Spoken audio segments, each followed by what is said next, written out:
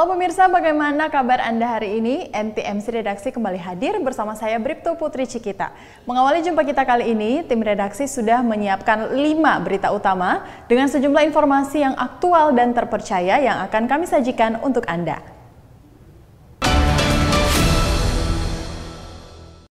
Sebelum dilaksanakannya Operasi Zebra 2022, Korlantas Polri menggelar latihan Pra-Op Zebra tahun 2022 di gedung NTMC Polri untuk anggota yang akan bertugas di lapangan. Operasi Zebra 2022 diketahui akan dilaksanakan selama 14 hari dari mulai 3 sampai 16 Oktober 2022 di seluruh jajaran Polda di wilayah Indonesia.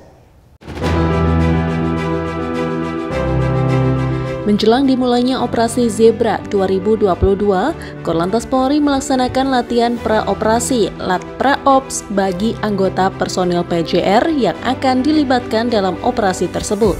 Pembukaan Lat Pra-Ops Zebra tahun 2022 di gedung NTMC Polri ini dilaksanakan pada Rabu pagi, bertempat di Aula Madilu lantai 4 gedung NTMC Polri. Kegiatan Lat Pra-Ops ini dibuka oleh Kasubag Renops Bakops Korlantas Polri, AKBP Agung Nugroho, mewakili Kabak Ops Korlantas Polri Kombes Pol Edi Junaidi, didampingi AKBP Pedut Bayu Septi, Kasubag Anef Bakops Korlantas Polri. Diketahui Operasi Zebra tahun 2022 mengusung tema tertib berlalu lintas guna mewujudkan Kamseltik Carlantas yang presisi. Akan dilaksanakan selama 14 hari mulai tanggal 3 sampai dengan 16 Oktober 2022 di seluruh wilayah Indonesia. Mekanisme penindakan pada Operasi Zebra 2022 dilakukan tidak dengan tilang manual, akan tetapi mengandalkan etle yang telah terpasang di seluruh wilayah Indonesia.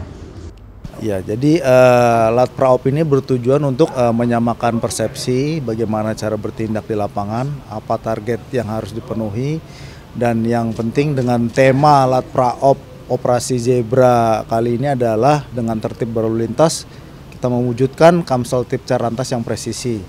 Ada penekanan dari pimpinan yaitu pada Operasi Zebra kali ini dilarang melaksanakan penilangan secara manual. Jadi seluruh penilangan dilaksanakan dengan sistem etle yang statis maupun mobile dan dengan teguran simpatik seperti itu.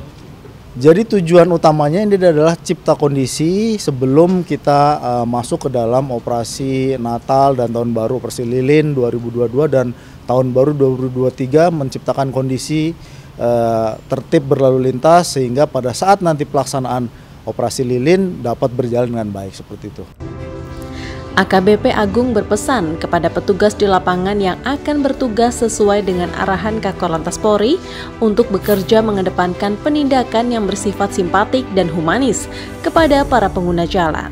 Selain itu juga diisi dengan kegiatan edukasi yang dalam hal ini sesuai tema operasi mewujudkan Kamseltik Carlantas. Masyarakat khususnya pengguna jalan diharapkan agar patuh terhadap aturan lalu lintas dan rambu-rambu yang berlaku mengingat etle telah berlaku di seluruh Indonesia. Dari Jakarta, Tim Liputan NTMC Polri. Korlantas Polri Irjen Pol Firman Santiabudi menyatakan pihaknya terus menyiapkan pengamanan untuk perhelatan Presidensi G20 yang akan digelar di Bali. Operasi pengamanan ini nantinya akan menjadi operasi terpusat yang akan melibatkan banyak stakeholder. Korlantas Polri Irjen Pol Firman Santiabudi menuturkan, operasi pengamanan G20 disiapkan dari mulai kegiatan yang bersifat preventif seperti penjagaan-penjagaan, pengaturan, pencadangan kegiatan yang bersifat kontingensi sampai dengan penanggulangan bencana. Semuanya akan dijaga sedemikian rupa untuk memberikan kenyamanan, keamanan tanpa adanya ketakutan di masyarakat. Selain itu, dalam pengamanan ini, Polri akan memanfaatkan teknologi, yaitu kendaraan listrik baik roda 2 maupun roda 4. Pemanfaatan etle secara koordinatif dan kolaboratif menggunakan kamera-kamera di Bali juga dilakukan untuk bisa memantau setiap wilayah.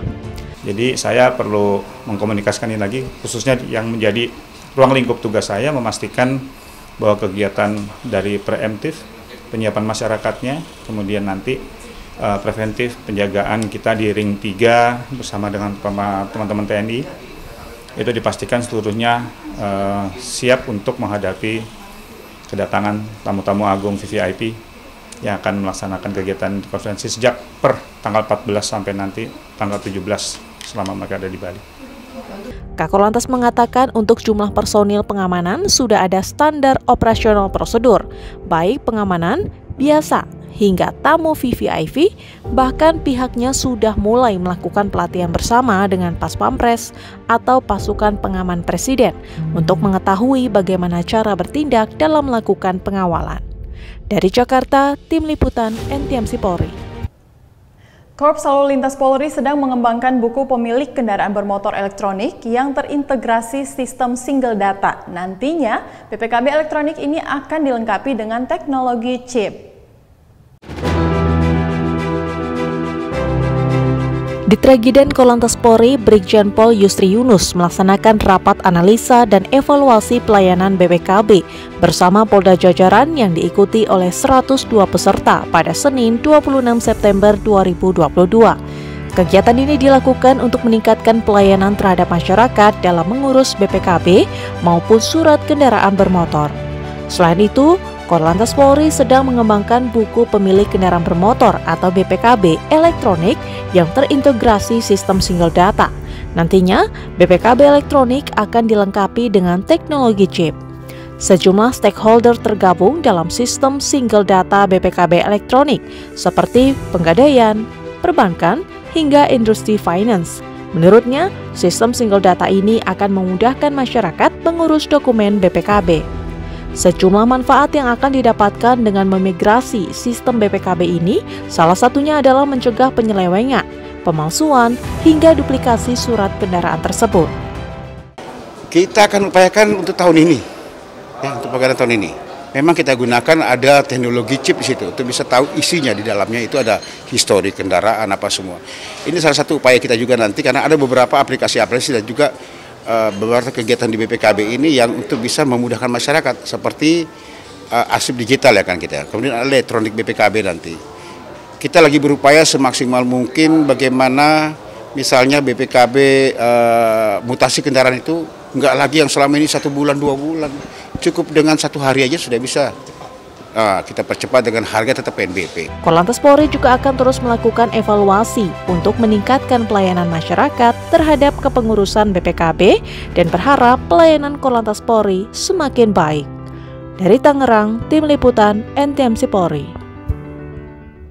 Korps Lalu Lintas Polri resmi memperbarui pakaian dinas lapangan dan kendaraan dinas operasional Polisi Lalu Lintas. Kakor Lantas Polri Irjen Pol Firman Santiabudi mengatakan, seragam pakaian dinas lapangan atau PDL dan kendaraan yang baru tersebut merupakan modifikasi dari yang terdahulu.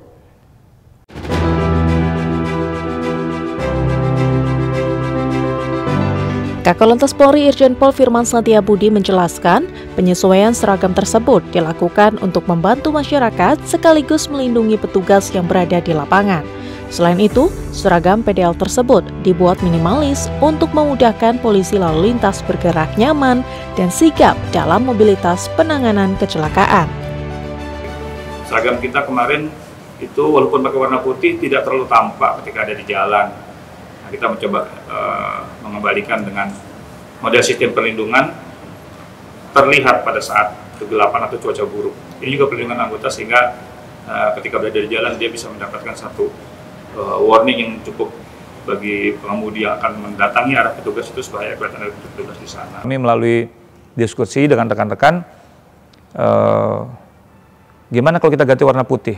Apa dasarnya? Ya tadi itu saya katakan, rambu putih menyatakan perintah. Bagaimana kalau kita jadikan alat mobil ini menjadi alat petunjuk perintah bagi masyarakat yang mendatangi titik di mana kendaraan itu berada dan mengharuskan masyarakat menuju arah yang ditunjuk oleh chevron tadi itu. Sementara itu, untuk kendaraan yang juga diperbaharui dengan penggunaan warna putih menyala, mobil petugas bisa terlihat dari jarak cukup jauh.